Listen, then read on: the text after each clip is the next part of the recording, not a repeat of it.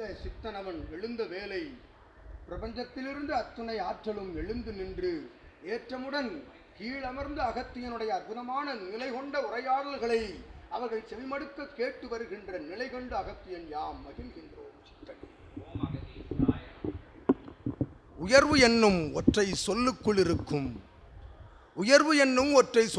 இருக்கும் அர்த்த நிலைகளை எது உயர்வு என்கின்ற இகலோக நிலைதனில் எது உயர்வு என்கின்ற நிலைதனை பறைசாற்றுகின்ற அற்புதமான ஆற்றல் பெற்ற சித்தனை பெற்ற சபை பெற்ற சீடர்கள் யாவரும் அற்புதமான யுகமதிலே புண்ணிய நிலை கொண்டவர்கள் என்று அகத்தியன் வாழ்த்துகின்றோம். யாம் குரு என்பவன் அகங்காரத்தை தொடர்ந்து நசுக்குகின்றவனாக உங்களில் ஒருவனாக வலம் வருகின்றான் இல்லமதில் என்று வாழ்த்துகின்றோம். அகத்தியன் ஒவ்வொரு இல்லமதிலும் சித்தனுடைய உரையாடல், சித்தனது சரீர நிலை ஆங்காங்கு உயர்ந்து வருகின்ற, ஆங்காங்கு காட்சி பொருளாக தெரிந்து வருகின்ற அற்புத நிலையினி தொடரும் என்று அகத்தியன் ஆசி வழங்குகின்றோம். தொடரும் சபை புண்ணியங்களை தொடரும் சபை, புண்ணியங்களின் தொடர்நிலையாய் தொடர்ந்து கொண்டிருக்கும் சபை அற்புத நிலை கொண்டு அதனுடைய தோற்றம் மாறுகின்றது, அதன் நிலைகள் மாறுகின்றது. வரும் சித்திரை இறைமதி பெருவிழாவில் இதன் தோற்றம் மாறி இருக்கும் என்று அகத்தியன் ஆசி வழங்குகின்றோம்.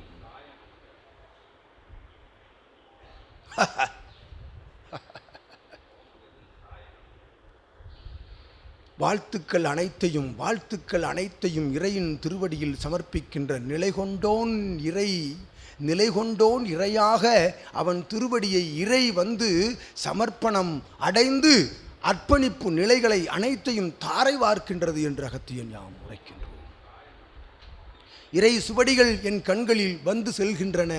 ஆங்காங்கு திரு என்கின்ற நாமங்கள் கொண்ட தடங்களில் இருந்தெல்லாம் நீர் பெற்ற ஆசி நிலைகளில் கூறிய அகத்தியன் ஆகமங்கள் எல்லாம் என் கண் முன் நினைவில் மறுபடி சுழன்று அவ் ஆகமங்கள் எல்லாம் புதுப்பிக்கப்படுகின்றன இன்றைய நன்னாளில் என்று கூறுகின்றோம். யாம் அற்புதமாய் புதுப்பிக்கப்பட்டு அத்துணை ஆகமங்களும் என் காலடியில் சமர்ப்பிக்கப்பட்டிருக்கின்றன சித்தனே என்று கூறுகின்றோம். யாம் நீர் வழங்கிய அற்புதமான கொடைகள், பிரபஞ்சத்திற்கு கொடைகள், என்ன கொடுத்தோம் என்கின்ற நிலை கூட நீ அறியாது கொடுத்த அனைத்தையும் அகத்தியம் அறிவோம் என்று வாழ்த்துகின்றோம். இடதுகரம் வழங்குவதை வலதுகரம் அறியாது வழங்க வேண்டும் என்று கூறுவார்கள். இரண்டு கரமும் அறியாது கொடுத்த கொடையாளன் நீ என்று அகத்தியன் உரைக்கின்றோம். உன்னை கொடையாக கொடுத்த பிறகு இறை கரம், உன் கரம் எப்படி அறிய முடியும் என்று அகத்தியன் உரைக்கின்றோம். உன்னை இறையாக அகத்தியன் ஆலயத்தில் சமர்ப்பித்தவன் நீ, அகத்தியம் என்னும் ஆலயத்திற்குள் சமர்ப்பணமாக வந்தவன் நீ என்று அகத்தியம் வாழ்த்துகின்றோம். ஒன்று உரைக்கின்றோம். அகத்தியன் சித்திரை இறைமதி பெருவிழாவில் ஜீவ ஏடு என்னும் நிலையை ஆங்காங்கு அவரவர்கள் உணர்ந்திருப்பீர்கள். ஒரு முறை காண்பார்கள், இருமுறை காண்பார்கள், வேண்டுமென்றால் மும்முறை கண்டிருப்பார்கள். அதன் ஆகம நிலைகள், உள்ளிருந்து வரும் ஆகம நிலைகள் எல்லாம் அவர்களை பண்படுத்துவதற்காக ஒரு சித்தனையாவது எகலோகத்திற்குள் வழங்கிவிட மாட்டோமா என்று அகத்தியன் தேடி அலைந்த நிலை ஒவ்வொரு ஜீவ ஏடுகளிலும், ஒவ்வொரு சுவடிகளிலும், ஒவ்வொரு எழுத்துக்களிலும் தேடினோம் சித்தனை.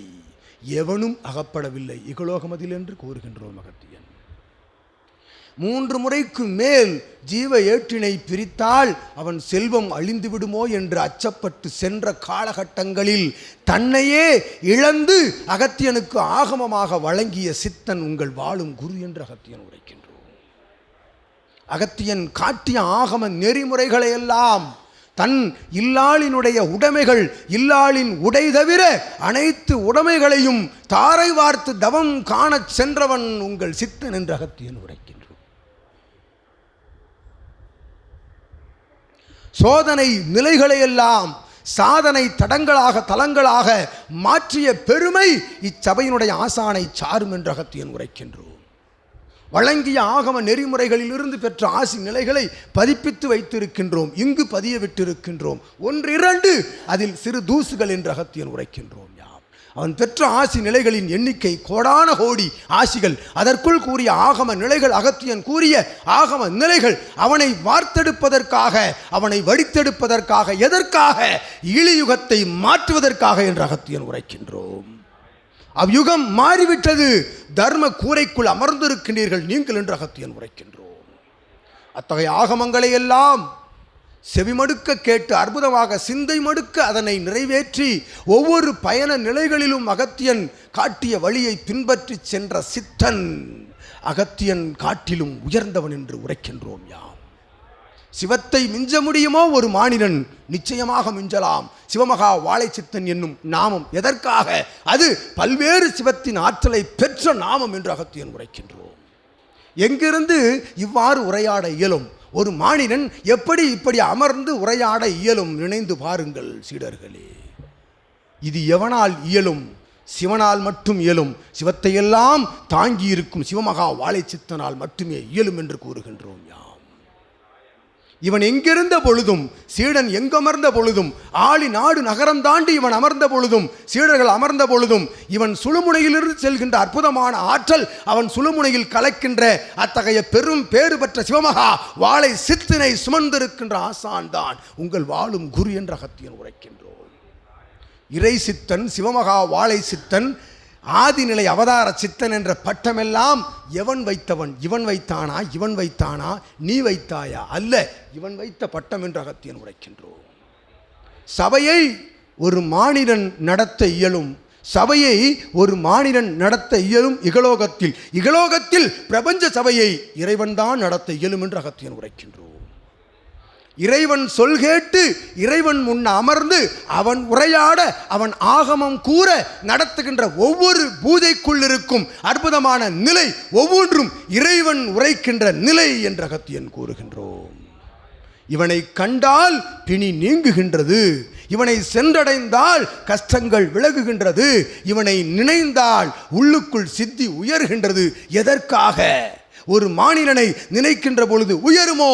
மானிடனுக்குள் இருக்கும் சிவ ஆற்றலை அவன் உணர்ந்து உயர்ந்து நிற்கின்ற வேலைதனில் அவனை நினைக்கின்ற பொழுது சித்தி உயர்கின்றது என்று அகத்தியன் உரைக்கின்றோம். இப்படி ஒவ்வொரு நிலையாக அகத்தியன் வாழ்த்த நினைத்தால் இன்னொரு இறைமதி பெருவிழா வந்தடையும் என்று அகத்தியன் உரைக்கின்றோம். அத்துணை வாழ்த்துக்களுக்கும் சொந்தமாக்கி அமர்ந்து கொண்டு, அத்துணை வாழ்த்துக்களையும் சொந்தமாகி அமர்ந்து கொண்டு, அத்துணை வாழ்த்துக்களையும் இறையின் திருவடியில் சமர்ப்பிக்கின்ற நிலையே உயர்ந்த நிலை.